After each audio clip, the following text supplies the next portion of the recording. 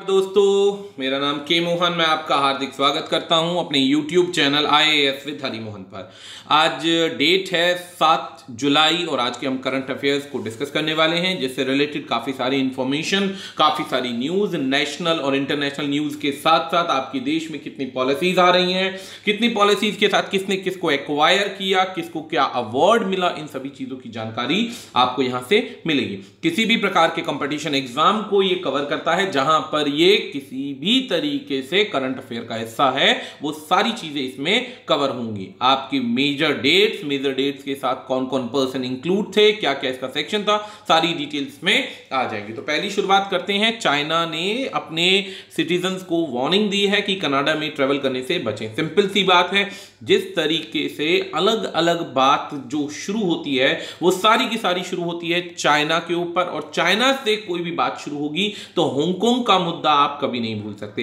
Hong Kong ऐसा मुद्दा था जिसमें चाइना ने उसमें घुसपैठ किया। घुसपैठ करने के बाद में उसका जो लंबे समय का जो एक तरीके से प्रोविजन था, उसको छूट मिली हुई थी कि वो अपना अलग राज्य ऑटोनॉमस बॉडी की तरह चलेगा, वो चाइना ने हथिया लिया ताकत के दम पर और किसी देश को बोलने नहीं दे रहा। इस बीच में जिस देश ने उसके खिलाफ कोई भी स्टेटमेंट दिया होगा ऑफिशियली, उस स्टेटमेंट के आधार पर चाइना जो है उससे संबंध खराब करना शुरू कर रहा है। अब ऐसी ही जो न्यूज़ है वो कनाडा के साथ आ रही। कनाडा के साथ एक मीटिंग हुई थी। कनाडा के Canadian prime minister Justin Trudeau और चाइनीज प्रेसिडेंट हैं शी जिनपिंग, इनकी मीटिंग हुई थी green house guest house Beijing के अंदर।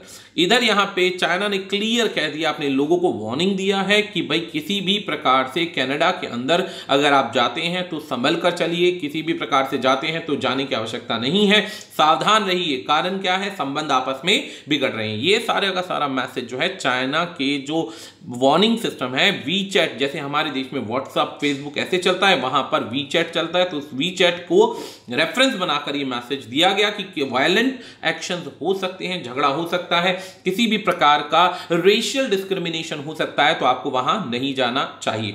इसके लिए उन्होंने कहा क्लियर पॉइंट्स के अंदर, जब चाइना के स्पोक्स पर्सन से बात हुई तो उन्होंने कहा कि कनाडा को किसी भी प्रकार से चाइना के इंटरनल मुद्दों पे बोलने का, इंटरफेयर करने का कोई अधिकार नहीं है। ये उन्होंने क्लियर मैसेज दिया, जिसके अंदर चाइना ने क्लियर अर्ग करते हुए कैनेडियन साइड पर बोला, क्लियर सी बात यह है कि अपनी गलती को या तो सुधारें, और अगर इस प्रकार से रही तो चाइना से आगे इन्हें काफी सारी प्रॉब्लम्स फेस करने को पड़ सकती है, जिसमें आप अलग से ट्रेड बैरियर्स को भी आप खत्म कर सकते हैं। इस पॉइंट पर इनको एक और चीज की वार्निंग भी दी गई है, धमकी सी दी गई है कि इन एक्टिविटीज को छोड़ दीजिए। किसी भी प्रकार से हांगकांग के मुद्दे पर बोला गया कोई भी पॉइंट एक्सेप्ट नहीं किया जाएगा।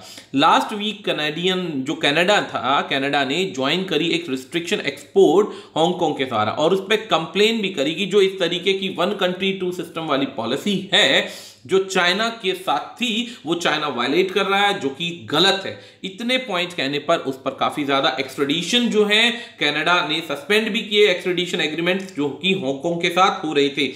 ब्रिटिश टेरिटरी के साथ 1997 के अंदर हांगकांग ने जो पॉलिसी साइन की थी, जिसके अंदर वो ब्रिटिश गवर्नमेंट के अकॉर्डिंग ऑटोनोमस बॉडी था, इसी आधार पर ब्रिटिश गवर्नमेंट ने भी उनके वीजाज पर साइन करने स्टार्ट कर दिए हैं। जो लोग आकर ब्रिटेन में रहना चाहते हैं वो आराम से रह सकते हैं। इस बीच में चाइना और कनाडा के बीच में टेंशंस जो हैं काफी ज्यादा बढ़ने लग गई हैं, जिसका कैनेडियन गवर्नमेंट पर बिल्कुल भी इफेक्ट नहीं पड़ेगा, कोई भी इफेक्ट नहीं पड़ेगा, बल्कि उल्टा नुकसान होगा। चाइनीज जो कैनेडियन एक्सपोर्ट का जो कैनोला ऑयल या मीट है, इस पर चाइना पहले ही रोक लगा चुका है कि किसी भी तरीके से उनके सामान को चाइना में नहीं बेचा जाएगा। दोस्तों, ये पॉलिसी चाइना की समझ लीजिए। चाइना के पास शुरू से एक ऐसा नेचर रहा है, वो किसी के भी प्रोडक्ट को बैन कर देता, किसी भी पॉलिसी के आधार पर कोई फर्क नहीं पड़ता।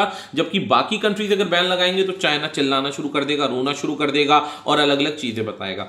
हालांकि जो कनाडा है, इसके रिलेशनशिप हांगकांग के साथ सदियों पुराने हैं। तब भी मदद की गई थी, जब वर्ल्ड वॉर चल रहा था तब भी मदद की गई थी। तो ये चीज समझनी अब चाइनीज सरकार को है, जिसके अंदर कनाडा के अंदर बहुत बड़े भारी मात्रा में विजिटर्स, टूरिस्ट जाते हैं, टूरिस्टों के अलावा स्टूडेंट्स जाते हैं वहां पे स्टडीज करने के लिए, और इस प्रकार की डायरेक्ट जो कोई भी तरीके का झगड़ा या पंगेबाजी स्वीकार नहीं की जाएगी। जबकि कनाडा, चाइना को इस समय हर तरीके से सोचना चाहिए कि पूरे के पूरे वर्ल्ड के अंदर एक तरीके से फंस चुका है, वो हर देश से पंगे ले रहा है, हर देश से झगड़ा मोल ले रहा है, तो लात पड़ेगी ही पड़ेगी। Sorry, pardon for my words, लेकिन एक इंटरनेशनल न्यूज जरूर है, लेकिन ये कहीं ना कहीं नेशनलिज्म अपने देश के अंदर भी आ जाता है, हम में भी आता है। अगला पॉइंट आता है पॉइंट नंबर 2, चाइना की सिटी के अंदर फिर से बुबोनिक प्लेग फैल गया है। बुबोनिक प्लेग ऐसा प्लेग होता है भाई, सिंपल सी बात यह है, जब तक ये अपने जानवरों को, रोडेंट्स को या अलग अलग कीड़े मकोड़ों को खाना बंद नहीं करेंगे, तब तक किसी ना किसी प्रकार से कोई भी बीमारियां होगी वो यहां पर फैलती मिलेगी। चाइना का इतिहास रहा है कि ये इंसान को छोड़कर, जो कि पता नहीं कितने समय तक छोड़ेंगे, लेकिन ये उनको भी खा जाएंगे, लेकिन इन्होंने क्या किया, एक लंबे अरसे से जानवरों को खाना शुरू किया। अब प्रकृति दोस्तों अपने कर्मा का बदला ले रही है, जरा सी कोई बात होती है, कोई ना कोई बीमारी फैल जाती है। तो इसी प्रकार से अब बुबोनिक प्लेग फैला है। बुबोनिक प्लेग एक गिलहरी और चूहे के बीच की एक मिक्स ब्रीड टाइप होती है, जिसे चाइना में खाया जाता है, चाइना में हर जानवर खाया जाता है, तो वो बीमारी फैला रही है। इसके लिए वहां पे एक वार्निंग लेवल 3 की वार्निंग फैला दी गई है कि यदि इस प्रकार से कहीं पर कोई बात होती है तो तुरंत प्रिवेंटिव मेजर्स लिए जाए। ये जो बुबोनिक प्लेग है 27 साल के एक सिटीजन में मिला, रेजिडेंट में मिला, उसके बाद 17 साल के उसके छोटे भाई में मिला, क्योंकि उन्हें मार्मट मीट खाया था, यानी बुसी बुबोनिक यानी उस जानवर का, मार्मट का मीट खाया था, तो इससे क्या हुआ कि प्रॉब्लम हुई। इसके अलावा और भी बहुत सारे केसेस ऐसे मिल रहे हैं जिसके अंदर लगभग 146 पीपल जिनसे वो कांटेक्ट में आए। जाहिर सी बात है ये बीमारी जो है सांस से, अलग अलग छींकने से, बुखार से फैलती है, तो जाहिर सी बात है ये उनमें भी फैल गई। 146 लोग, और अब तक ये टेस्टिंग से पता चला कि ये बाकी 146 किस किस से मिले होंगे, ये भी तो एक पॉइंट उठ गया।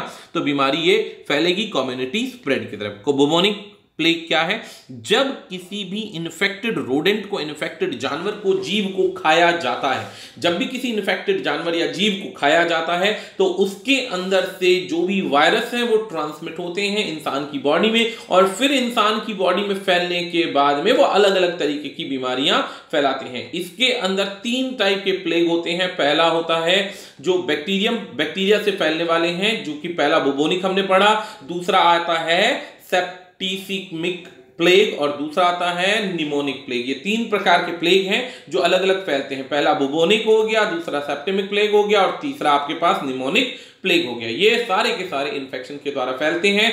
शुक्र है ईश्वर का कि अभी हमारे जो है इंटरनेशनल बॉर्डर्स क्रॉस हैं, नहीं तो चाइना तो कवर कर देगा, क्योंकि वो ऑलरेडी प्रिपेयर्ड रहता है इन बीमारियों के लिए। भारत तो अभी कोरोना वायरस से ही नहीं निकल पाया, तो आगे इन बीमारियों के लिए तो बुरी तरीके से फंस सकता है। तो चाइना के साथ हिंदुस्तान को तो कम से कम अपने लगभग 2-3 साल के लिए सारे बॉर्डर्स क्रॉस कर देने चाहिए कि भाई नहीं चलना चाहिए।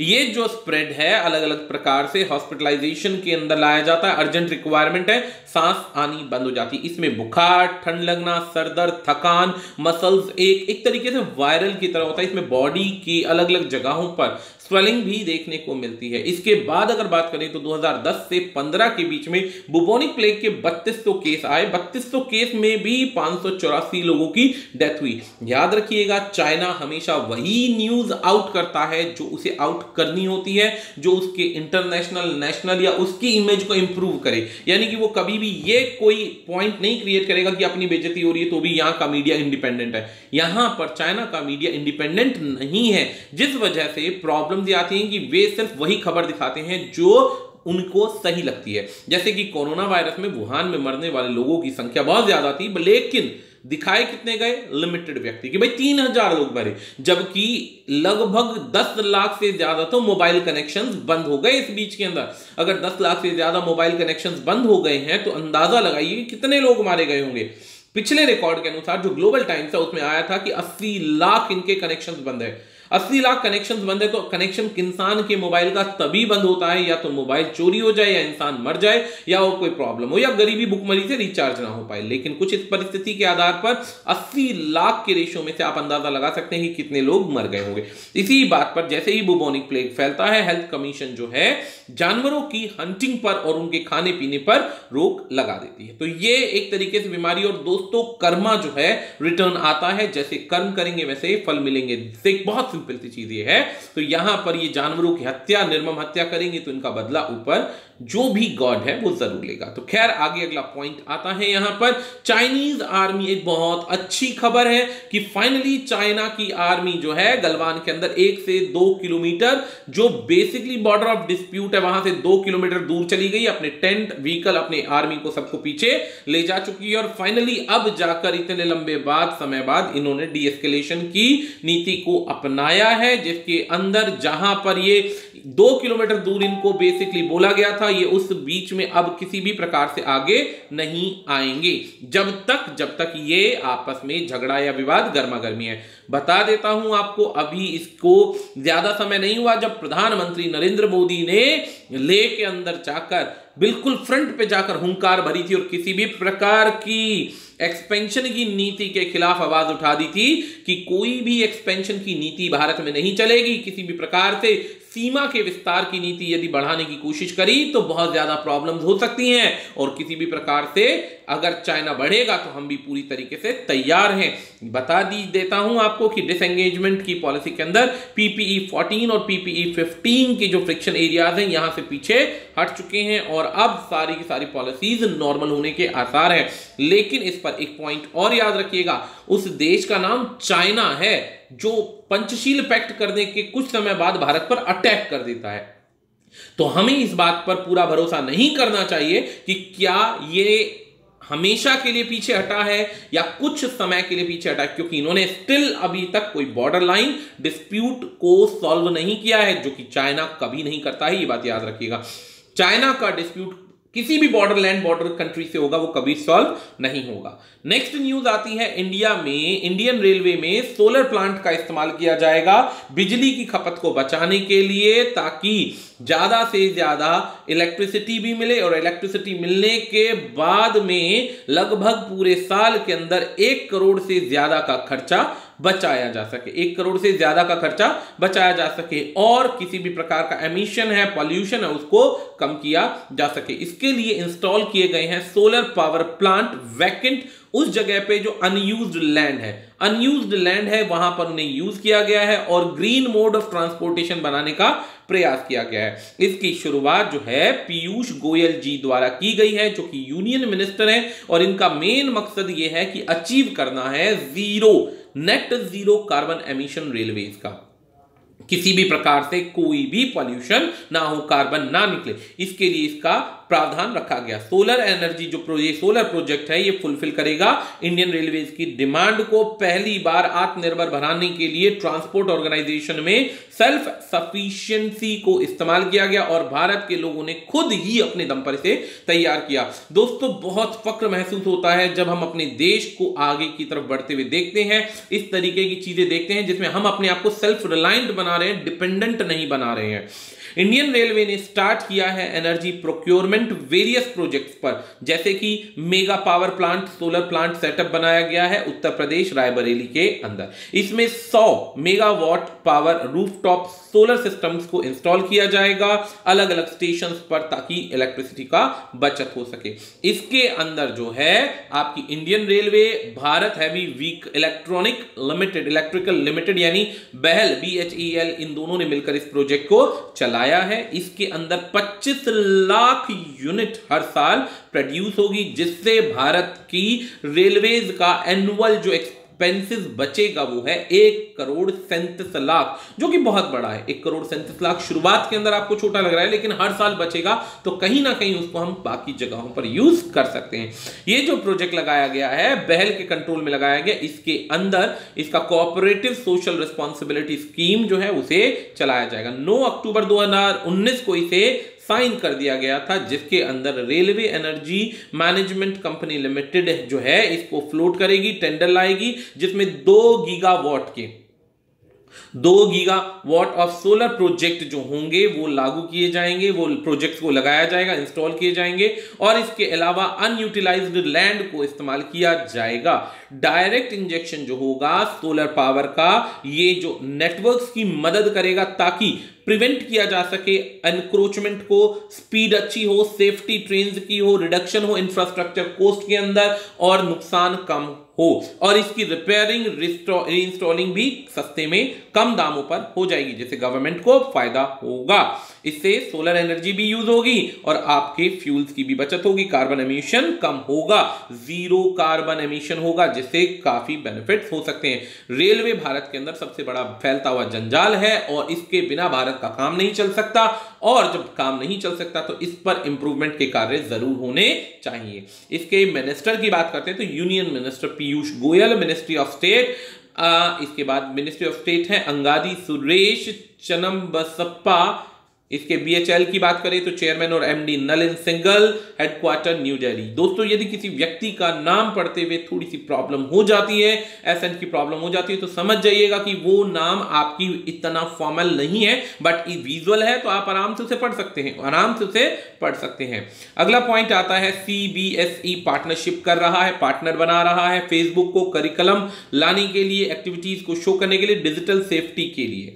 ये भी 5 जुलाई को अनाउंस किया गया यूनियन मिनिस्टर रमेश पोखरियाल निशंक के द्वारा। ये नाम काफी ज्यादा आ रहा है, इससे रिलेटेड एक अलग से ब्लॉग बना लीजिएगा, इंफॉर्मेशन इससे रिलेटेड पूरे एनुअल जितनी भी है वो लिख लीजिएगा, अक्सर एग्जाम में पूछी जा सकती हैं। लॉन्च किया जाएगा फेसबुक की सहायता से डिजिटल सेफ्टी के आधार पर online wellbeing augmented reality for students and educator. इसके लिए वेलबींग ऑफ स्टूडेंट्स प्रिपेयर कराएंगे इनको फ्यूचर वर्क के लिए। ये इसका पोर्टल है, यदि किसी को देखना हो, डिटेल चेक करनी हो तो आप कर सकते हैं। की पॉइंट्स की बात करते हैं तो फेसबुक जो है एजुकेशन में मदद करेगा, एक तरीके से ग्लोबल इनिशिएटिव है फेसबुक के द्वारा, बिल्ड करेगा लर्निंग कम्युनिटीज को और संसार को एक दूसरे के करीब लाएगा। सीखने के अलग अलग प्रोग्राम्स यहां प्रोवाइड कराए जाएंगे।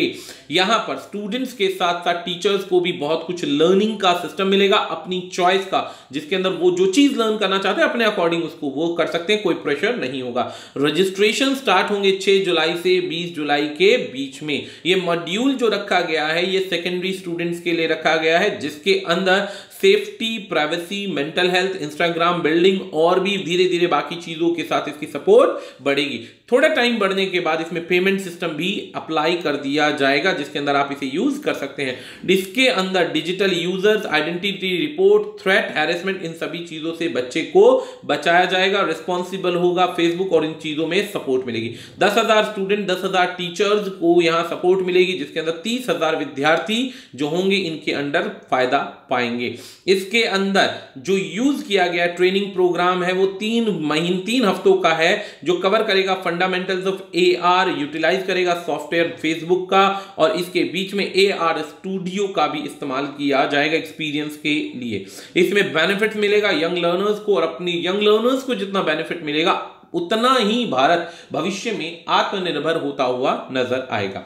अगर सीबीएसई की बात करते हैं तो हेडक्वार्टर दिल्ली के अंदर है, चेयरमैन इसके मनोज आहूजा आईएएस हैं, और अगर बात करें फेसबुक की तो इसका हेडक्वार्टर जो है इसका Menlo Park, California, United State. इसके CEO everybody knows Mark Zuckerberg, सबसे कम एज का व्यक्ति और सबसे ज्यादा डेवलप्ड बिजनेसमैन पूरे वर्ल्ड के अंदर मुझे ये लगता है, जिसने इस समय में रिलायंस के साथ भी शेयरिंग की है। रिलायंस के बाद अब आपके सीबीएसई के साथ शेयरिंग कर रहा है। कितनी भारी मात्रा में इन्वेस्टमेंट कर रहा है आप सोच भी नहीं सकते, और इन्वेस्टमेंट आगे फ्यूचर में कामयाब होती हुई भी नजर आती है इसके एस्पेक्ट्स और रूल्स के अनुसार।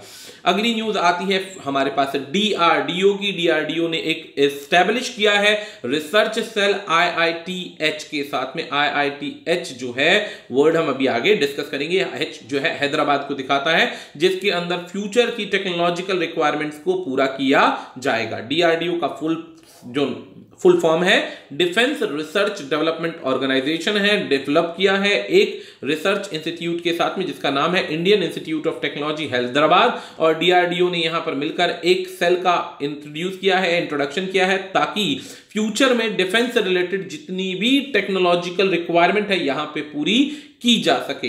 इनोवेटिव आइडियाज के लिए रिसर्च और इनोवेटिव आइडियाज, इसमें चेन्नई भी इसको सपोर्ट करेगा, और आगे हर नई चीज को भी एक्सेप्ट किया जाएगा जिसके अंदर लोगों के आइडियाज जो हैं वो स्वीकार होंगे। जैसे कि मैनुअल स्कैवेंजिंग भारत में होता था। मैनुअल स्कैवेंजिंग मतलब हाथ से नालों की सफाई, कचरे की सफाई। पहले क्या होता था कि दोस्तों मशीनों का इस्तेमाल किया जाता था, जो कि पूरी की पूरी 60 लाख रुपए की मशीन आती थी। ये मशीनरी भारत के हर राज्य, हर शहर, हर सिटी, हर गांव में लाना पॉसिबल नहीं था। धीरे धीरे क्या हुआ, आईआईटी के विद्यार्थियों ने मात्र 30,000 रुपए की स्कैवेंजिंग मशीन बना दी, जो कि 30,000 रुपए की स्कैवेंजिंग मशीन है, जिसमें बीमारियों से इंसान बचेंगे, हर साल मरने वाले लोगों की संख्या कम होगी और उनको बेनिफिट होगा, प्लस छुआछूत और बीमारी से जो लोग किसी भी प्रकार का भेदभाव करते हैं वो खत्म हो जाएगा। अगर बात करें एमओयू के साइन की, जो कि डीआरडीओ और आईआईटी हैदराबाद के बीच में साइन हुआ है, तो वर्चुअली साइन किए गए हैं इन दोनों डॉक्यूमेंट्स को जुलाई 3 के अंदर, 3 जुलाई के अंदर साइन किए गए और न्यूज आउट हुई है आपकी अभी। इसके अंदर साइन करने वाले जो लोग हैं, directorate of futuristic technological management DFTM, DRDO के पाठक हैं, और डायरेक्टर जनरल हैं MSS DRDO MSR Prasad, and IITH Hyderabad में डायरेक्शन है बीएस मूर्ति। ये जो नाम है ये ज्यादा आपको समझने हैं, ध्यान रखने हैं, एक दो बार इसे पढ़ लीजिएगा। अगर बात करें कि फीचर्स की इंफॉर्मेशन की, तो रिसर्च सेल जो होगी अंडरटेक करेगी बेसिक और अप्लाइड रिसर्च प्रोग्राम्स को, आइडेंटिफाई करेगी टेक्नोलॉजी एरियाज को कि कहां कहां पर काम करना जरूरी है। इसकी जो सीमलेस एग्जीक्यूशन है वो 2 ही सेक्शंस हैं, डीआरडीओ और आईआईटी हैदराबाद के बीच में ही होगा, जिससे आगे के फ्यूचर एस्पेक्ट्स जो हैं पूरे किए जाएंगे। डिफेंस सिस्टम को और मजबूत बनाने के लिए नई नई टेक्नोलॉजीज पर काम किया जाएगा और काम करने के बाद और आगे इसमें बेनिफिट्स पाए जाएंगे। इसके अंदर कंडक्ट की जाएंगी साइंटिफिक और अप्लाइड रिसर्च, एडवांस टेक्नोलॉजीज का इस्तेमाल किया जाएगा ताकि फिर से देश को मजबूत बनाने की और अच्छी कोशिश की जा सके और इंडिया को सुपर पावर के रूप में प्रेजेंट किया जा सके। सुपर पावर नहीं तो कम से कम इतना तो कि अगर प्रॉब्लम हो तो इंडिया को रिकॉग्नाइज कर सके बाकी कंट्रीज भी, जो कि अभी भी कर रहे हैं, और अच्छे से पावरफुल रूप में एक्सेप्ट करें। It will grasp resource knowledge on basic science technology industries, ये ग्रास्प करेगा बेसिक नॉलेजेस को जो अलग अलग चीजों से इकट्ठी की जा सकती है। इसके बाद में आईआईटीएच का एक स्ट्रॉन्ग रिसर्च बेस है एडवांस टेक्नोलॉजी के लिए, जो कि कंट्री के इस सेल को बहुत मदद करेगा। इसका हेडक्वार्टर न्यू दिल्ली इंडिया में, चेयरमैन जो है इसके जी सतीश रेड्डी हैं, और आईआईटी हैदराबाद की बात करें तो बीएस मूर्ति इसके जो डायरेक्टर हैं। अगली न्यूज आती है इंडिया का सस्टेनेबल डेवलपमेंट गोल इंडेक्स के अंदर फिर से रैंकिंग जो है आया है 117 से, 117 की रैंकिंग आई है, जिसमें स्कोर जो है 61.92 आया है। कोविड-19 से पूरा देश परेशान है, लेकिन कोविड-19 से देश परेशान होने के बाद भी भारत में जो रिसर्च रेशो है उसके आधार पर सस्टेनेबल डेवलपमेंट गोल्स में ये रैंकिंग आई है। रैंकिंग के आधार पर भारत के अंदर जीरो हंगर को करना था, अच्छी हेल्थ देनी थी, जेंडर इनइक्वालिटी रखनी थी, और इन सभी चीजों के आधार पर कोशिश की गई कि भारत की इंप्रूवमेंट की जाए। इसके अंदर दोस्तों अगर इंडियन सस्टेनेबल डेवलपमेंट गोल में नीति आयोग की बात करें तो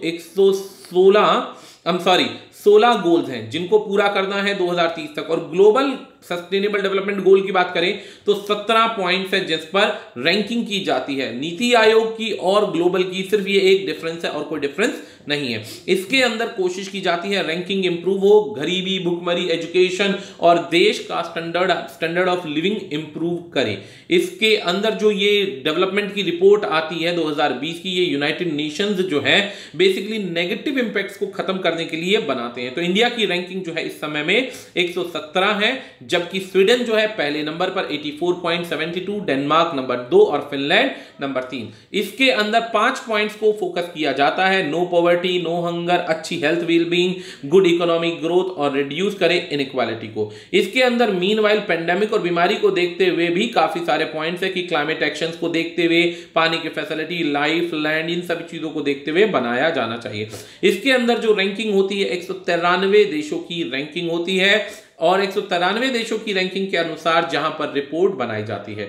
ये सस्टेनेबल डेवलपमेंट गोल 2020 की बात करें तो ये इसके ऑथर जो है जाफरे सांच हैं, इसकी टीम है इंडिपेंडेंट एक्सपर्ट्स की जो कि काम करती है इस गोल को बनाने के अंदर। सस्टेनेबल डेवलपमेंट जो इसका सॉल्यूशन नेटवर्क है और जो इसकी सपोर्ट करने वाली जो फाउंडिंग जो सिस्टम है ये जर्मनी के अंदर है और पब्लिश किया गया है कैम्ब्रिज यूनिवर्सिटी प्रेस के द्वारा, पब्लिश किया गया है कैम्ब्रिज जो यूनिवर्सिटी है इसके द्वारा। वैसे इंडिया जो है दोस्तों रियलिटी के अंदर काफी एफर्ट्स कर रहा है अपने देश के अंदर गरीबी, भूखमरी और इन सब चीजों को कम करने के लिए बहुत सारी स्कीम्स लॉन्च की जा रही हैं ताकि अपने देश को इंप्रूव किया जा सके। लेकिन जैसा कि आप जानते हैं, परिस्थितियां कोविड-19 की वजह से परेशान है, पूरा वर्ल्ड त्रस्त है, तो उन्हीं देशों को इनका रैंकिंग अच्छा मिल सकता है जहां पर किसी भी प्रकार से इकोनॉमी डाउन नहीं है। भारत की इकोनॉमी जो है डेवलपिंग है, डेवलप्ड नहीं, तो यहां पे थोड़ी सी प्रॉब्लम आती है। अगला पॉइंट हमारे पास आता है, इंडिया अफगान के एक साइन हुए हैं जिसके अंदर एजुकेशन को इंप्रूव करना है। 5 MOUs को साइन किया है ताकि एजुकेशन स्टैंडर्ड को अफगानिस्तान के अंदर इंप्रूव किया जा सके। भारत के अफगानिस्तान के साथ बहुत अच्छे संबंध है, जहां पर प्रत्येक प्रकार से वहां पर एजुकेशन सिस्टम को इंप्रूव करने के लिए, वहां की जनता को और सशक्त बनाने के लिए भारत ने अलग अलग प्रोग्राम्स चला रखे हैं। तो कौन कौन से हैं, ध्यान देते हैं। सबसे पहला बायलैटरल प्रोग्राम है जिसमें 5 अफगानिस्तान के मेमोरेंडम ऑफ अंडरस्टैंडिंग को साइन किया है। High impact of community development project है ये, इसके अंदर प्रोग्राम है, इसके अंदर जो है ऑब्जेक्टिव क्या है, डेवलपमेंट करना है एजुकेशन इंफ्रास्ट्रक्चर का 4 अफगानिस्तान प्रोविंसेस के अंदर, जिसका नाम है नूरिस्तान, फरहा, बदख्शान और कापिसा, राइट, कापिसा। इस जो सेरेमनी हुई है ये काबुल के अंदर हुई है, अफगानिस्तान की कैपिटल के अंदर, जिसके अंदर अफगानिस्तान के मिनिस्ट्री ऑफ इकोनॉमी मुस्तफा मस्तूर थे और 5 MOU साइन किए गए इंडियन एम्बेसडर विनय कुमार के द्वारा, जो हायर एजुकेशन मिनिस्टर है। अगला पॉइंट आता है हमारे पास इसके अंदर Abdul Tawab Karzai, Mustafa Mastoor deputy education minister Abdul, ये सारे लोग वहां पर शामिल थे जिन्होंने क्लासरूम को कैसे अच्छा बनाना है, कैसे इंप्रूव कराना है, एजुकेशन को कैसे बढ़ाना है। इंडो अफगान रिलेशंस की बात करें तो 2001 से भारत के अफगानिस्तान के साथ काफी अच्छे संबंध है, जिसके अंदर 3 बिलियन का प्रोजेक्ट साइन किया हुआ है इंडिया ने उनके साथ में। इसमें 1 बिलियन 2016 में भी साइन किया गया है न्यू डेवलपमेंट प्रोजेक्ट के नाम पर, जहां की वहां पे इंफ्रास्ट्रक्चर बनाया जाएगा। 2005 में इंडियन गवर्नमेंट ने कमिट किया 200 मिलियन का प्रोजेक्ट जो सपोर्ट करेगा 550 high impacted community development project Afghanistan के अंदर। इसके अंदर 400 से ज्यादा प्रोजेक्ट्स भी तैयार किए जाएंगे और इंप्लीमेंटेशन अलग अलग स्टेजेस पे कवर किया जाएगा। भारत जो है इस समय में काफी सारे देशों के आगे अपनी बहुत पॉजिटिव छवि बनाए हुए है और उनके रिलेशंस बहुत अच्छे हैं। वो बात अलग है कि इस दौरान वहां पर बहुत ज्यादा वॉर चली, बहुत ज्यादा प्रॉब्लम्स हुई, लेकिन इस बीच में किसी भी प्रकार का भारत के संबंधों में कोई फर्क नहीं पड़ा। करेंसी जो है अफगानी है और यहाँ के प्रेसिडेंट है अशरफ घानी अहमदजाई। अगली न्यूज इसी प्रकार से हमारे पास आती है। इंडिया की रैंकिंग इन्फॉर्म रिस्क के अंदर 31st आई है। 31st इसके अंदर ह्यूमैनिटेरियन क्राइसिस डिजास्टर के अंदर आई है और डिजास्टर के अंदर सोमालिया टॉप पर है। तो यानी कि भारत का नंबर भी बहुत बुरे आसार पर है। इसकी जो रैंकिंग है यूरोपियन कमीशन के आधार पर चलाई जाती है। इसको सपोर्ट ऑपरेट किया जाता है यूरोपियन कंट्रीज के द्वारा। इंडिया की रैंकिंग जो है 31st आई है, जिसके अंदर उसका रिस्क फैक्टर 5.4 है, यानी कि बहुत ज्यादा दिक्कतें इंडिया के अंदर है। सोमालिया का 8.9 है, यानी ज्यादा गैप नहीं है। हालांकि इकोनॉमी की बात की जाए, जीडीपी की बात की जाए तो सोमालिया कहीं भी स्टैंड नहीं करता है इंडिया के आगे, इंडियन इकोनॉमी के आगे। लेकिन जो वर्ल्ड का जो ग्राफ, जो इंडेक्स बनाने वाले सेक्शंस हैं, वो जीडीपी के आधार पर नहीं देखते हैं, वो बेसिकली पॉपुलेशन के आधार पर उसके रेशियोज को कंडक्ट करते हैं कि भारत का क्या रैंकिंग वहां पर बनता है। इसके अंदर जो है United nation office of coordination of humanitarian affairs, ये यहाँ पे पूरी फुल फॉर्म है, इसके साथ पार्टनरशिप के अंदर है। अगर बात करें इन्फॉर्म रिस्क इंडेक्स की, तो इन्फॉर्म रिस्क इंडेक्स जो है क्राइसिस और डिजास्टर को देखता है। क्राइसिस किसी भी प्रकार के हो सकते हैं जिसके अंदर नेचुरल फैक्टर हो, चाहे सुनामी, अर्थक्वेक, ड्रॉट, फ्लड, इस प्रकार के हों।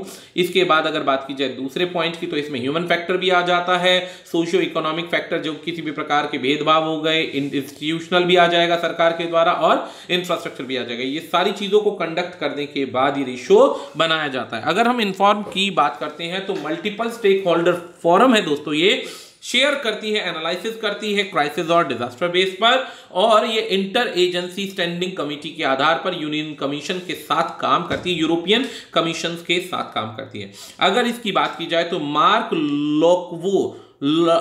लोकॉक इसके जो हैं अंडर सेक्रेटरी जनरल और इमरजेंसी रिलीफ कोऑर्डिनेटर हैं। हेडक्वार्टर न्यूयॉर्क और यूनाइटेड स्टेट्स के अंदर है। इस परिस्थिति के अंदर दो ही चीजें समझनी है कि भारत की परिस्थिति को मापना है किसी के क्राइसिस और डिजास्टर के आधार पर। डिजास्टर की बात से याद आया कि भारत में लगभग 17 भारत में खाली दिल्ली में 17 से ज्यादा अर्थक्वेक आ चुके हैं। दिल्ली कांपती रहती है और सरकार कहती रहती है कि इसके अंदर डरने की कोई बात नहीं है। जिस दिन मकान गिरने शुरू हो जाएंगे, 10, 15, 20 मकान गिर जाएंगे, कुछ लोग मर जाएंगे, तब डर अपने आप क्रिएट हो जाएगा, क्योंकि बिल्डिंग्स यहां पर बहुत पुरानी है, लगभग 150 साल पुरानी बिल्डिंग है, और यहां पर जो कंजेस्टेड एरिया है इसके अंदर रोड पर भी निकलेंगे तो भी मारे जाएंगे। तो डिजास्टर के आधार पर, क्राइसिस के आधार पर रैंकिंग जो है यहां पर बहुत ज्यादा सही है, क्योंकि यहां पर कोई ध्यान नहीं दिया जाता पूरे वर्ल्ड के अंदर, छोड़िए इंडिया की बात करें तो। अगला पॉइंट आता है एसबीएम बैंक का, जो कि पार्टनरशिप करता है, पार्टनर कर रहा है मास्टर कार्ड को, ताकि डोमेस्टिक और क्रॉस बॉर्डर पेमेंट्स को आसानी से चलाया जा सके, क्रॉस बॉर्डर पेमेंट्स को चलाया जा सके, बिजनेस जो कस्टमर्स को इजीली सपोर्ट दे सके, एफिशिएंट बना सके। इसमें कस्टमर जो है बेस मिलेगा, ऑफर क्विक और सिक्योर पेमेंट को एक्सपीरियंस कर पाएंगे, किसी भी प्रकार की धोखाधड़ी नहीं होगी। और इसके अंदर सिक्योरिटी प्रोवाइड करने के लिए पहला बैंक है, अकेला जो है एसबीएम पहला बैंक ऐसा है जो लाइसेंस प्राप्त कर रहा है, आरबीआई के द्वारा एस्टैब्लिश करेगा यूनिवर्सल बैंकिंग बिजनेस को इंडिया के अंदर, जो कि पूरा होली ओन्ड सब्सिडरी मोड पर है और मॉरिशस प्रमोटेड बैंक है ये। It has been leading the collaboration narrative to access the best-in-class solution with its switching partner.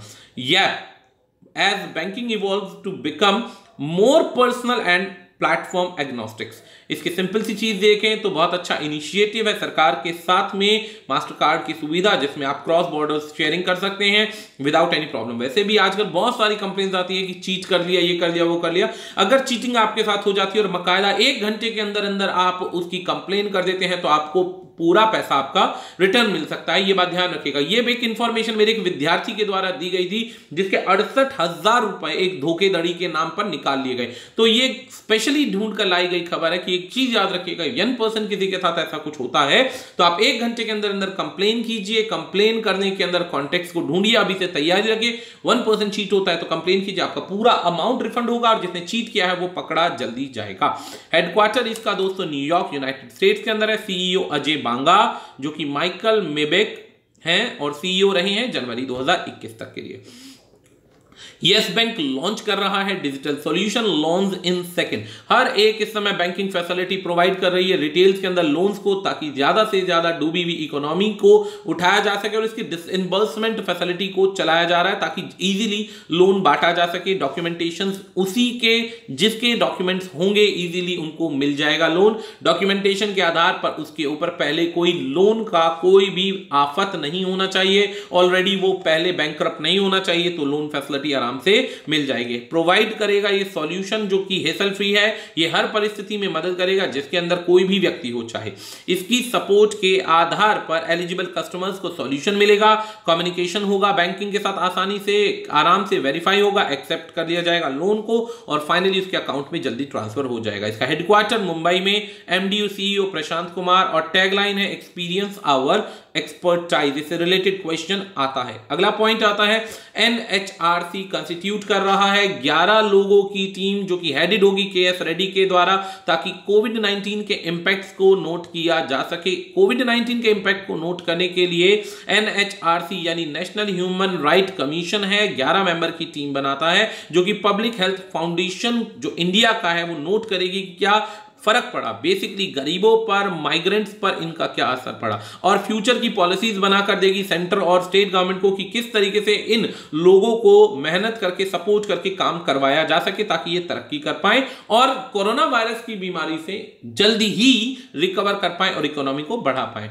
इसके कंपोजिशन ऑफ पैनल के अंदर ये सारे लोग हैं, स्क्रीन पोज करके आप इसको पढ़ लीजिए ताकि आपको दिक्कतें ना आए। हेडक्वार्टर न्यू दिल्ली के अंदर है, इसके चेयरमैन है जस्टिस एल दत्ता। ये सारे वो लोग हैं जिन्होंने टीम के अंदर हिस्सा लिया है।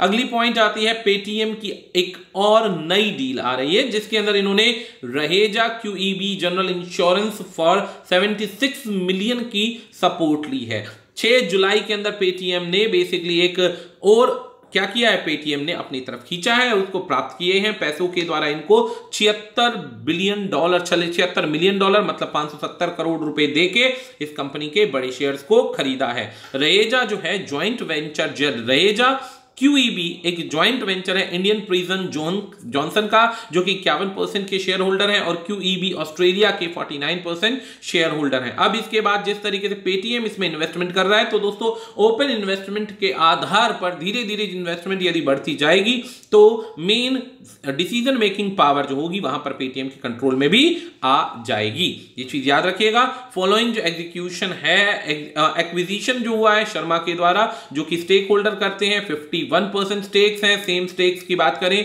तो आगे 49% स्टेक्स मैं आपको बता चुका हूं QEB के कंट्रोल में रहीजा के पास है। आगे बात करते हैं एक्विजिशन को, आगे फर्दर रिक्वायरमेंट होगी अप्रूवल्स की, और उम्मीद है मिल जाएगा, क्योंकि अप्रूवल्स जो है insurance regulatory and development authority के पास है। जब प्रिसाइज मैनर में डील हो रही है तो रोकने का कोई मतलब नहीं है। पेटीएम इनोवेट करेगा इंश्योरेंस प्रोडक्ट और सर्विसेज को आगे आगे अपने बिहाफ पर, और फैसिलिटीज को इंप्रूव करेगा। पेटीएम अकेला एक ऐसा सेक्शन है जो काफी तेजी से इंप्रूव कर रहा है, तेजी से काम करता जा रहा है। पेटीएम का हेडक्वार्टर नोएडा उत्तर प्रदेश के अंदर है। प्रेसिडेंट अमित नायर है। अगर बात करें रहेजा QEB जनरल इंश्योरेंस की, तो इसका लोकेशन मुंबई महाराष्ट्र में, CEO इसके पंकज अरोड़ा है। अगली न्यूज आती है हमारे पास ऐसे ही एलिमेंट की। India first social media super app launched by vice president of India. इसके अंदर free audio video calls, private group chat जो कि प्रॉपर्ली सिक्योर रखे जाएंगे। इसके बनाने के लिए काफी ज्यादा 1000 से ज्यादा IT प्रोफेशनल से काम किया है, और बूस्ट करेगा मेक इन इंडिया इनिशिएटिव को, जिसको प्रमोट भी किया जाएगा। और सबसे बड़ी बात, यूजर की प्राइवेसी रखी जाएगी, ताकि ग्लोबल इंडिया, पैन इंडिया के अंदर या विदेशों के अंदर अगर यह ऐप यूज होता है तो इसके अंदर किसी भी प्रकार के डेटा चोरी का और इसके मिसयूज का काम ना किया जा सके। ये डेटा चोरी से, डेटा सिक्योरिटी से रिलेटेड जो पॉइंट मुद्दा उठ रहा है, इसके अंदर भारत ने ऑलरेडी एक्सपीरियंस किया एक बहुत बुरा सेक्शन जो कि चाइना की तरफ से मिला, और जिसके अंदर सारा डेटा चाइना अपनी तरफ से यूज कर रहा था। हालांकि ये कंपनीज हो भी सकता है कुछ समय में बाद दोबारा शुरू हो जाएं, जब ये भारत को भरोसा दिला दें कि हम किसी भी प्रकार का डेटा चोरी नहीं कर रहे। उससे पहले ये प्रॉपर्ली बैन किया गया। आत्मनिर्भर भारत के अंदर बनाया गया ये एक इनिशिएटिव है। ये 8 भाषाओं में लॉन्च किया जाएगा, जिसमें से तमिल, तेलुगु, कन्नड़ और इंग्लिश भी होगी।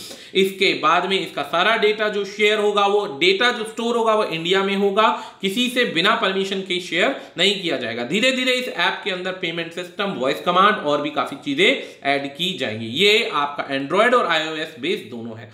माइटी की इंफॉर्मेशन की बात करें तो प्रकाश जावड़ेकर इसके यूनियन मिनिस्टर हैं। मिनिस्टर ऑफ स्टेट की बात करें धोत्रे संजय समराव है। इजराइल सक्सेसफुली लॉन्च कर रहा है एक ऐसा स्पाई सैटेलाइट जो कि नाम रखा जाएगा OFEK-16, एक स्पेस यूजिंग शेविट रॉकेट होगा, जो कि सपोर्ट करेगा इसको, किसको, इजराइल को, ताकि ये मॉनिटर कर सके, जासूसी कर सके ऊपर से, और पूरी तरीके से नजर रख सके ईरान पर। ईरान की और इजराइल की वैसे भी काफी ज्यादा दुश्मनी चल रही है दोस्तों एक लंबे अरसे से, ईरानियन रेवोल्यूशन के बाद, जो कि 1979 के आधार पर है, जिसमें खुलकर इन्होंने इजराइल का विरोध किया था। और आपस की ये जो दुश्मनी है बढ़ती जा रही है, जिसके अंदर मिसाइल प्रोग्राम्स को लॉन्च किया जा रहा है। कहां पर? ईरान के अंदर। तो उस पर नजर रखने के लिए एक टेक्नोलॉजी बनाई गई है, जिसमें कैमरेज बहुत हाई लेवल के लगाए जाएंगे, जो पूरी की पूरी इंफॉर्मेशन इंडिया अपने इजराइल के अंदर होगी, ताकि पता चल सके कि क्या स्टेप्स लिए जा रहे हैं। इससे पहले भी एक स्पाई लॉन्च किया जा चुका है, स्पाई सैटेलाइट, जो कि 2016 में था। इजराइल की कैपिटल जेरूसलम है, करेंसी इजरायली शेकल है, प्रेसिडेंट रूवेन रिवलिन है, प्राइम मिनिस्टर की बात करें तो बेंजामिन नेतन्याहू है।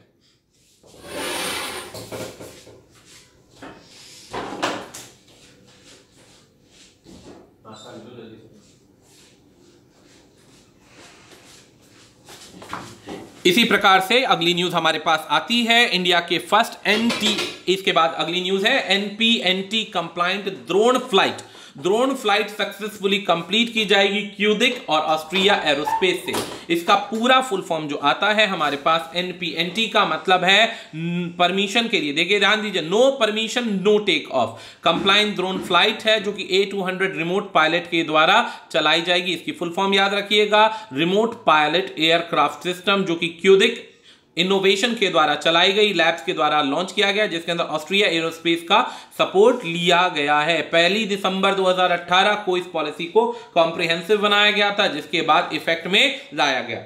अगर इसके बैकग्राउंड की बात करते हैं तो DGCA बैन करती है सिविलियन यूज को UAV 214 यानी 2014 के अनुसार। It is highly regulated in India, ministry of civil aviation DGCA, but in the following year it became evident that, ये एविडेंट हो चुका है कि UAV ऑफर करता है सिग्निफिकेंट एडवांटेज डाइवर्स इंडस्ट्रीज को, इसके यूज होंगे, केसेस ध्यान दिए जाएंगे, केसेस रेजिंग जो होगा सिक्योरिटी और सर्विलांस के लिए होगा। इसकी पूरी की पूरी जो जानकारी जो है, पूरी की पूरी जानकारी हाइड में रखी जाएगी और एक तरीके से सर्विलांस के पर्पसेस को बढ़ाया जाएगा। जैसे कि कुछ समय पहले यानी कल या परसों में एक फेस डिटेक्शन कैमरास का इस्तेमाल करके सर्विलांस को बढ़ाया गया, सेम इसी प्रकार से यहां पर अब एरोस्पेस के नाम पर यहां पर और भी ज्यादा सख्ती की जा रही है ताकि इसको तैयार किया जा सके और फिजिकली टेक ऑफ करने की पूरी इसमें क्षमता होगी पूरी की पूरी सर्विलांस के लिए। अगर बात करते हैं नो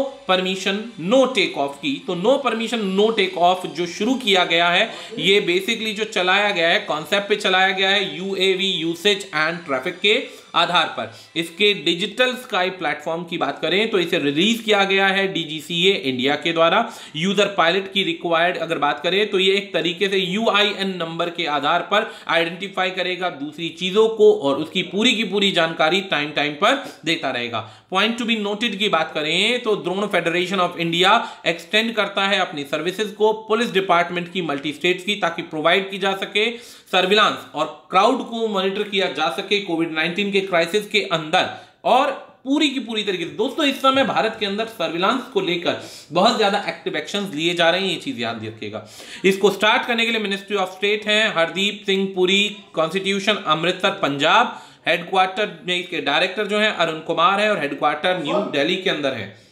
अगला पॉइंट आता है इसी प्रकार से गेटिंग कॉम्पिटिटिव। अब getting competitive a practitioner guide for India, authored है इसके RC Bhargava, chairman of Maruti Suzuki. इन्होंने अपनी किताब एक लॉन्च की है। किताब लॉन्च करने के अंदर इन्होंने अपना पूरा का पूरा 60 साल का एक्सपीरियंस इन्होंने यहां पे शेयर किया। 60 साल के एक्सपीरियंस के अंदर इन्होंने सारी चीजों को बताया। इस किताब को हाइपर कॉलिंस के द्वारा पब्लिश किया जाएगा और इसमें सजेशंस दिए गए हैं, प्रैक्टिकल सजेशंस है कि किसी भी देश में आपको अपना व्यापार बिजनेस स्टार्ट करना है, कंपटीशन में आना है, तो पॉलिटिकल लीडर्स के साथ आपको क्या गाइडलाइंस रखनी है, गवर्नमेंट्स के साथ कैसे रखनी है, सरकार के अलावा जनता में भरोसा कैसे बनाना है, पार्टनर्स के साथ कैसे बिहेव करना है, ग्लोबल कंपटीशन के अंदर किस तरीके से इंपॉर्टेंट अपने आप को कंपिटिटिव बनाने के लिए मैन्युफैक्चरिंग सेक्शन को कैसे इंप्रूव करना है और पहली प्रायोरिटी किस चीज को देनी चाहिए, नेशनल एक्सेप्टेंस को। आप बना रहे हैं, नेशनल एक्सेप्टेंस नहीं होगा तो आपकी चीजें आगे सेल आउट नहीं होंगी। तो इस तरीके की इन्होंने गाइडलाइंस निकाली है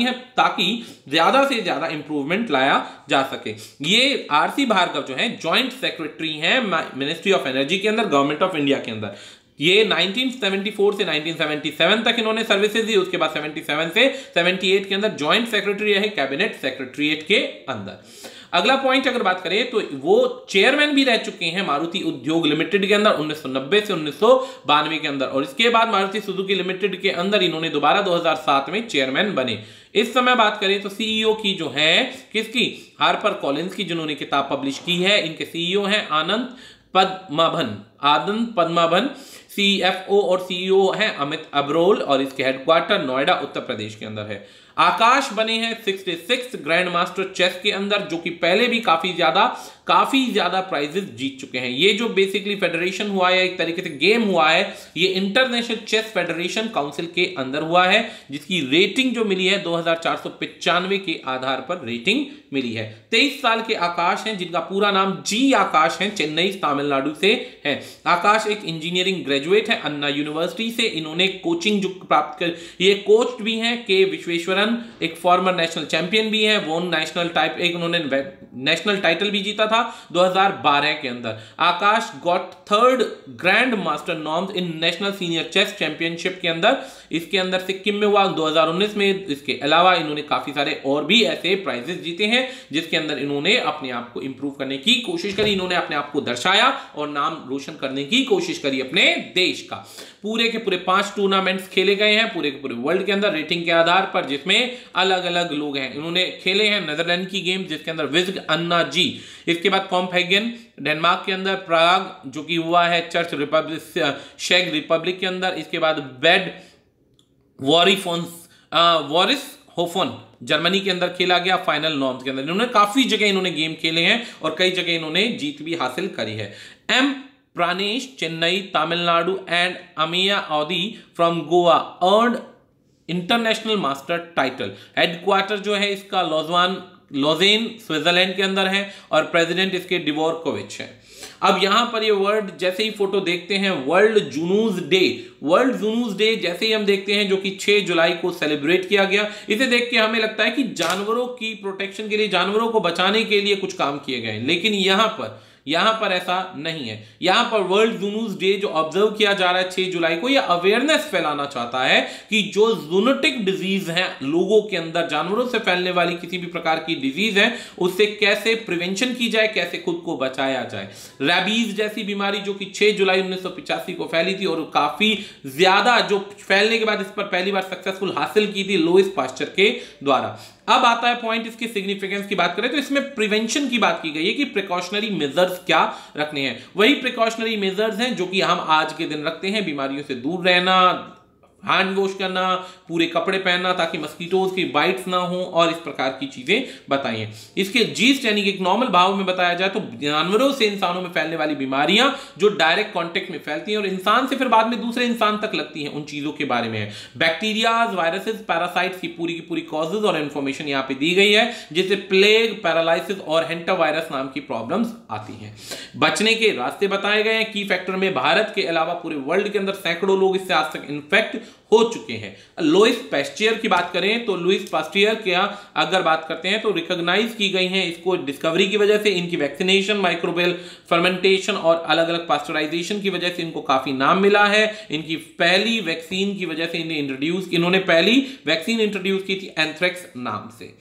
अगला पॉइंट आता है लद्दाख से, अगली न्यूज आती है लद्दाख के एलजी यानी कि lieutenant governor LG R K. Mathur launches mission organic development initiative and green house project on 4 July. 4 जुलाई को इसे लॉन्च किया गया, 5 का संडे था तो इसलिए न्यूज आपके सामने अब लॉन्च की जा रही है, बताई जा रही है। राधा कृष्ण माथुर लद्दाख के अंदर lieutenant governor, mission organic development initiative, Modi नाम से इसे लॉन्च किया गया है, लेकिन ये नरेंद्र मोदी या किसी मोदी फैमिली से रिलेट नहीं करेगा, इसलिए फुल फॉर्म इसकी बताई गई है। ग्रीन हाउस प्रोजेक्ट बनाया गया है जो कि यूनियन टेरिटरी के अंदर सस्टेनेबल पाथ प्रोवाइड करेगा। इसकी शुरुआत राजनिवास लद्दाख से वर्चुअल की गई है क्योंकि यहां पर मिलना मिलाना इस समय सब जगह बंद है। इस मोदी की बात करें यानी मिशन ऑर्गेनिक डेवलपमेंट इनिशिएटिव की बात करें तो ये स्पेशल डेवलपमेंट प्रोजेक्ट है जो इनिशिएट होगा LAHDC के नाम से, ले में 2019 में इसे पहले शुरुआत की गई थी, लेकिन इसका बजट जो है अब फाइनलाइज हुआ है 500 करोड़ का, जिसके अंदर इनिशिएटिव की बात करें तो this initiative will help to achieve carbon neutral Ladakh, will increase 40% of initial income of farmers of Ladakh reason.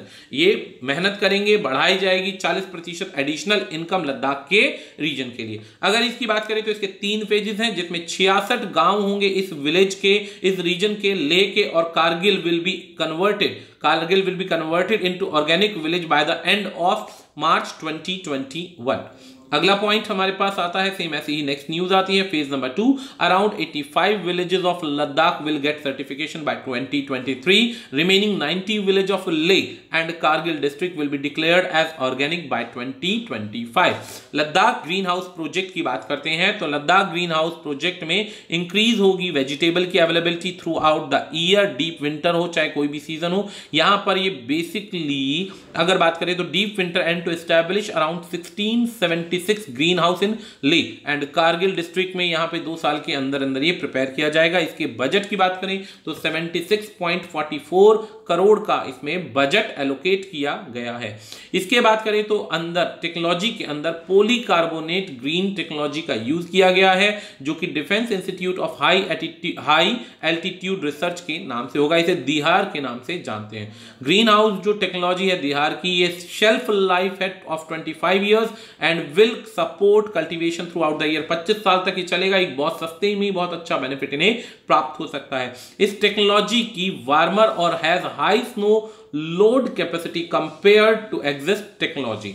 अब की पॉइंट्स की बात करें तो role, functions and the ability of the council of Leh and Kargil to utilize the budget to deliver and benefit to the citizen. इसका citizen जो benefit होगा citizen को provide होगा, ये डिस्कस किया गया है ग्याल पी वेंगियल के द्वारा। और इसके बाद Firoz Ahmed Khan, chief executive councillor of Leh and Kargil. इसके बाद हमारे पास आखिरी पॉइंट आता है इसका, Jamyang Tsering Namgyal, member of parliament Ladakh and doctor OP Chaurasia, director of DIHAR, were also present in the meeting. E launch के द्वारा इसे लॉन्च किया गया। डायरेक्टर ओम प्रकाश चौरसिया, लोकेशन ले लद्दाख के अंदर है। दोस्तों वीडियो अंत करने से पहले एक छोटा सा पॉइंट डिस्कस करना चाहूंगा। बहुत सारे बच्चे ऐसे भी हैं जिनको ये लगता होगा कि यहां पर डिटेल में एनालिसिस क्यों नहीं हो रहा, एक एक पॉइंट के बैकग्राउंड को क्यों नहीं डिस्क्राइब किया जा रहा है। अगर हम करंट अफेयर्स की बात करते हैं तो ये एक तरीके से शॉर्ट डिस्क्रिप्शन होता है जिसमें हम ओवरव्यू आपके सामने प्रेजेंट करते हैं। ओवरव्यू, ये बात याद रखिएगा। आज के लिए इतना ही, धन्यवाद।